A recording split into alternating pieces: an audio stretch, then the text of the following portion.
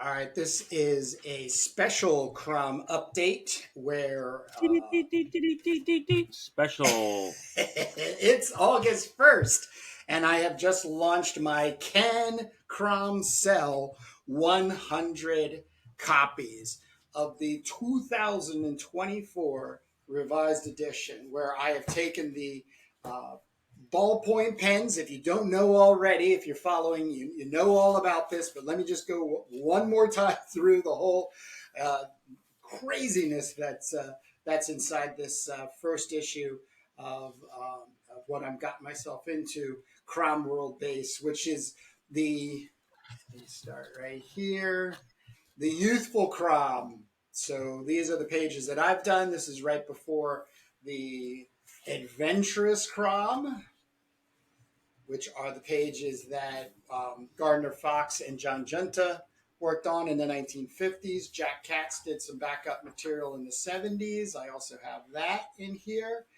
And then I do Transforming CROM. CROM and the Warlock of Shard, or a 35-page prose illustrated by me, based on a 1953 pulp story that appeared in Planet Stories that Fox wrote, and I just tweaked it to fit the CROM universe. But I don't want to go too much into this because, like I said, if you've been following me, there's 36 other episodes in counting where I'm meeting with guest artists. I have Jake Jacobs who is the guest editor for this. He's also the other half of Turbo Pit Fighter, channel that on YouTube where he and I are working side by side. I'll flash right now, Jake doing some penciling on Turbo Pit Fighter issue number 2. I do the inks. But based on the success of selling more than 100 copies without doing a Kickstarter, I'm excited to announce that, already in the works is CROM Anthology. So in 2000, at the beginning of this year, I went ahead and collected a whole bunch of material that's always influenced me, and just put it in this printed deck. This is not for sale. This is only for me. I printed this just so I have it. I can sit and read it and get inspired.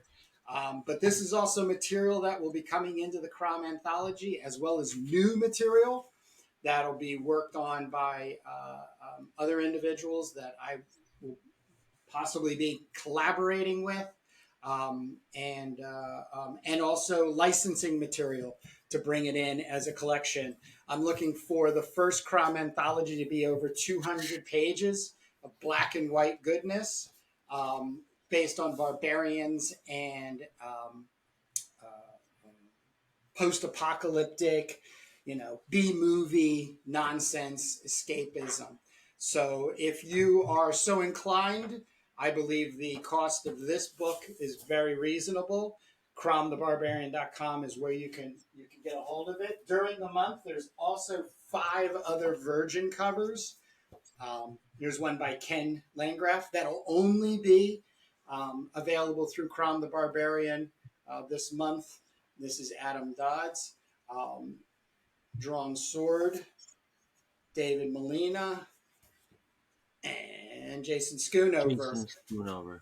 And so at this point, what will happen is, based on the 100 more copies, I will be able to compensate these guest artists with copies that they will be able to then sell from their website. So one of the biggest things that I'm using this platform of CROM Anthology, if you will, is to really elevate what I call super niche comic book, indie comic stuff. In other words, there's probably only a couple of hundred people out there that really enjoy it. But I want to build a community around CROM, but also support others that have the same affliction as the Savage Sword of Conan did to us, and Heavy Metal Magazine. But with that being said, I brought Jake on if he wanted to ask a couple questions or even just help me chime out what this project's all about. So we can get you to support us. Yeah, so to start out, why don't you show us what you got in that book? So, I mean, you already you don't want to show what you're selling because you want people to buy that and see it when they get home. But so you say you compiled kind of like a treasury. This is just for your own personal jollies, Yep. but yeah, but maybe I don't know if you have a content table of contents, but why don't you tell us what you've gathered up there? Well, have come across many PDFs or what are they comic book reader format comics or stuff. I've even scanned my own, but I have a very specific type of comic that I'm always interested in. Black and white is always the first thing that catches my eye. The second thing is just like pure fantasy, and I'm not just saying like swords and sorcery, but I'm just talking about the idea of just being able to take one into a detached place. It's just having a good time. This story here is really something I've always come back to. And why don't they make more like this?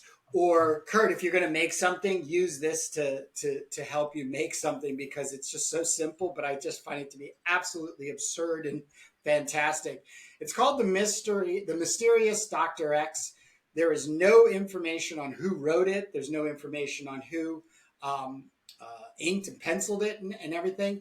It's from 1940 October, and it appeared in Startling Comics, Volume 2, Issue 1.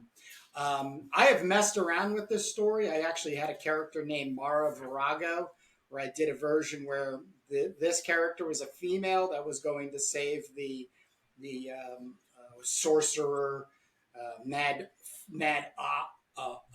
scientist's niece, who gets Cynthia, who gets sent into another time place, and of course is captured by Neanderthal man, and then all this kind of stuff. But it's just I love escapism. I just love being able to go into something and just really dive in it, and the simplicity is another thing.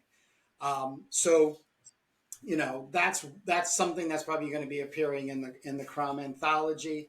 Um, these are he did a CROM that starred in Barbarian comics back in like 1970.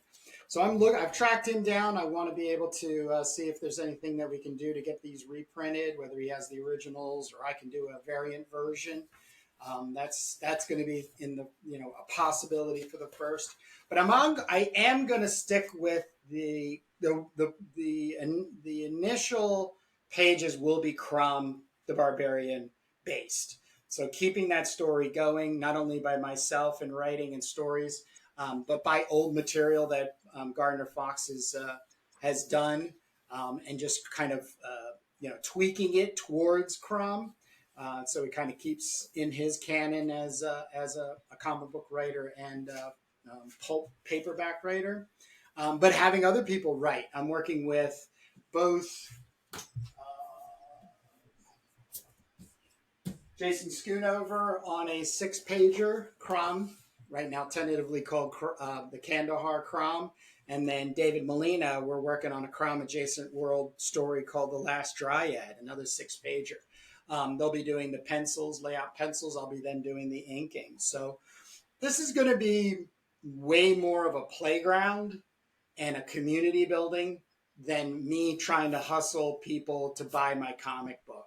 I find it to be difficult to create a structure. Obviously, we need to have some kind of cash flow in order to keep the lights on, as they say. But I feel very strong about building a community and finding communities supporting, whether they're small in the numbers of like 100 or 200 people. I've seen it happen elsewhere, and I'm looking forward to being the person that gets this started and incorporating other people like yourself, Jake. As a very powerful editor as you are when it comes to comic books. Right. So my question is, You said you were going to try to round up some of these creators and get permission or licensing Yeah, to actually release something in this CROM series. It's great when you combine the new stuff with the old stuff. I love that concept. I think yep, people should really take a look at that. But there are some pitfalls, and you don't want to obviously be releasing anything that you shouldn't be releasing. So correct, the 1940 thing, you said it was the mysterious Dr. X. You said that was, I assume that's public domain, or correct. it's Yes, right. yeah. And then you have some stuff that looks a little more modern, right? There and modern, and there's nothing in here that goes past like 1979, I think. So there are some ways of securing the permission or finding the family, like I've done with the Gardner Francis Fox Library, and getting them aware. You know, understandably there's not a lot of money to be made in this and stuff, but it's keeping things alive in print. Like I said, you can get any of this stuff can be found online. Like a lot of the golden age stuff, there's a was it comicbookplus.com. It's just nothing but files of scanned comics from all the way back, from the beginning of comics to I guess it cuts off at like 1956 or 57 or something. The thing that has me most interested, and I know it does for you as well, Jake, because we talk about it a lot on Turbo Pit Fighter, is you just have this stuff laying in the dirt, and I just find it to be very much like unresolved a lot of the time. There's just really great ideas. There's one thing in here specifically I'll share. I just think it's crazy how crazy bonkers it is. It's called Dark Daring. It's from a Canadian comic that was called Wow Comics back in 1941. Edmund Leguant is the scripter, penciler, inker. So he was doing his own comic, and this actually went on for a couple of issues. But when I found it, I have a folder where I just take the stories as JPEGs and I just keep them in there, and I'm constantly going back to that folder, and I'm thinking this has got so much potential. It's just about a pirate or a dude sailor, whatever, strapped to a mast of his ship, and then he's, on a desert island, and then he finds this, it's Robert Louis Stevenson through and through. He actually fights this big gorilla, but then he ends up befriending the gorilla, and then Okay. there's crazy natives that end up coming onto shore, but they have a woman captive. So this brings Dart Daring out, with his sword, and fights these cannibals, headhunters, whatever they would have been past then, drives them off the island, which, kind of makes it his island. His ape friend dies, but now he has this young lady that he has to take care of, who's, princess or royalty, in that. They're living in this blue lagoon type of thing. I mean, I'm on page like 16 or 17 at this point. I can also not get over the fact that he looks like a 1970s version of Robert Plant. So I Right. really dig that. But it leaves you on a cliffhanger, where, there's a treasure and they're trying to get down to it and stuff, and it goes on and on.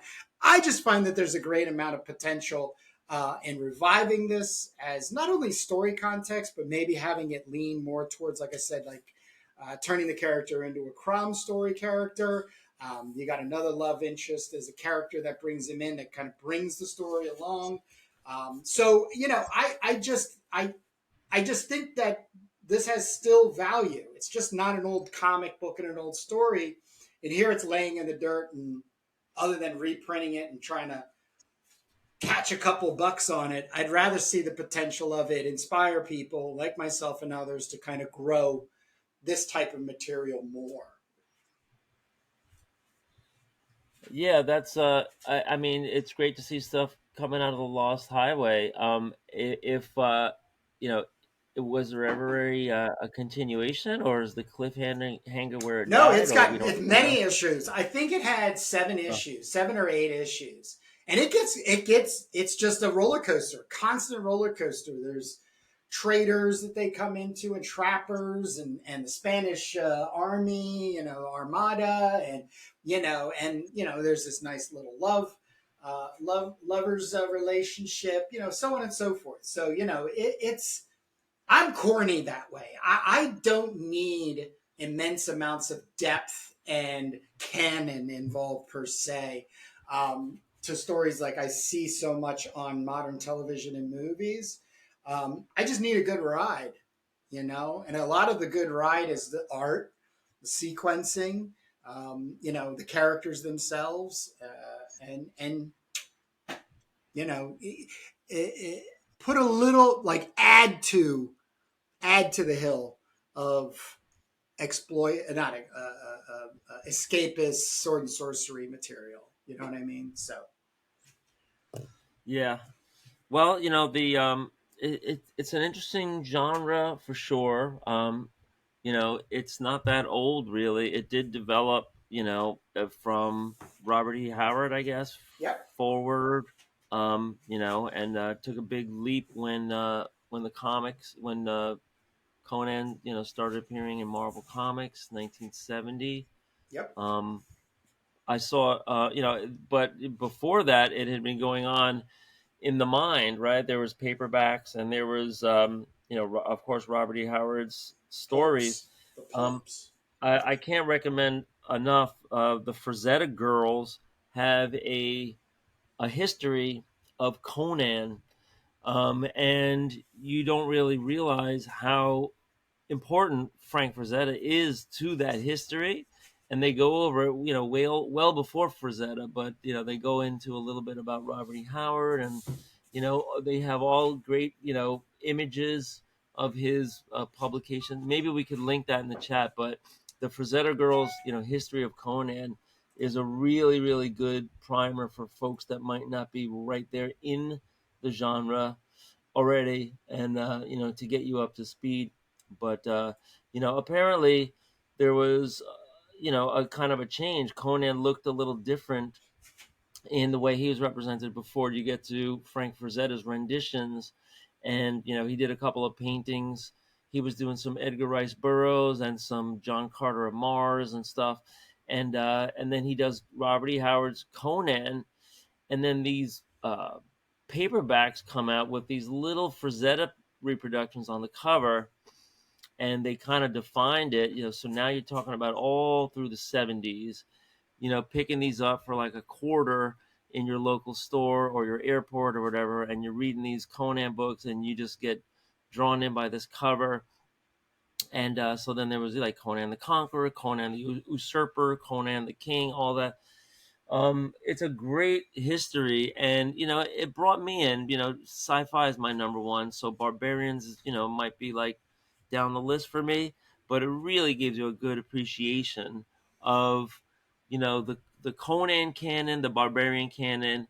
Of course, there's so many barbarians that are Conan-ish, that we know so well. I would say the number one, that comes to mind is Cull, because I'm a Marvel guy, but in DC, you had Claw and you had CROM, in the earlier days.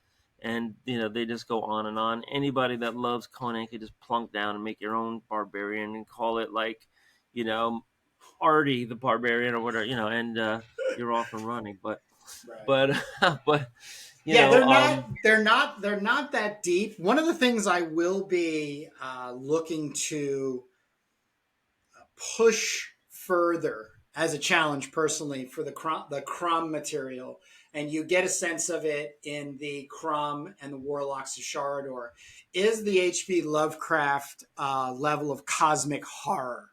I've been doing a lot more research, not only on H.P. Lovecraft stories, but people that were understudies like August Derleth, and Clark Ashton Smith, where there's this just unknown about the existential unknown of existence, and especially existing in a place that's full of parasites and things around every corner that want to either kill you or worse than that, enslave you. And CROM has always been a big hero to me. I'm not saying I was bullied that bad growing up, but when the bullying started, I started finding Conan comics, and it did give me a sense of fighting back, or at least pushing back. And when you push back on a bully, you really call them out, and it subdued, if you will, being bullied. But I have a very, very deep connection. Jake has known me for 30 years.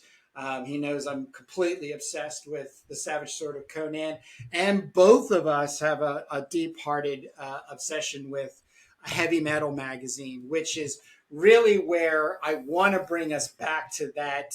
No agenda-free storytelling, just nonsensical, bonkers, if you will. There you go, Dave Dorman, beautiful. Bonkers, if you will, escapism, great art, black and white stories, and once again, cannot express the community support. And here on the YouTube channel, please subscribe, but also take a moment, tap in your phone, cromthebarbarian.com.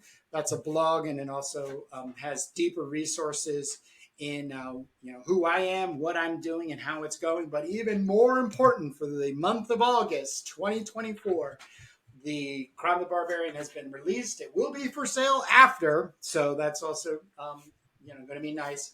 But these 5 extra covers that I've gotten guest artists involved will be available.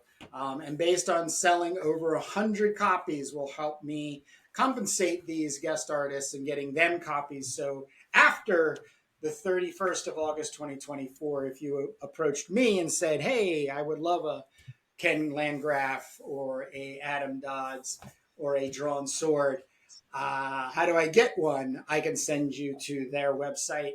You can contact them, and hopefully they'll still have some copies. So with that being said, Jake, I don't want to take too much more time of them and us, but I also just want to thank Jake for his support. He is the guest editor. He even has. I'm so serious about this that I am doing. It's not in this one. Let me see. Did I make it in this one? Yes, it did. ISBN number. So Jake is assigned as the guest editor on the ISBN system. So, I'm really serious about this, and I hope you will join us in this journey and the community that I'm building around CROM Anthology. So, you got anything for them? Nope, folks. Pick up your copy now before they go, and the first 100 is going to be just the beginning. Yep. Thanks again, Jake. We'll see you. All right.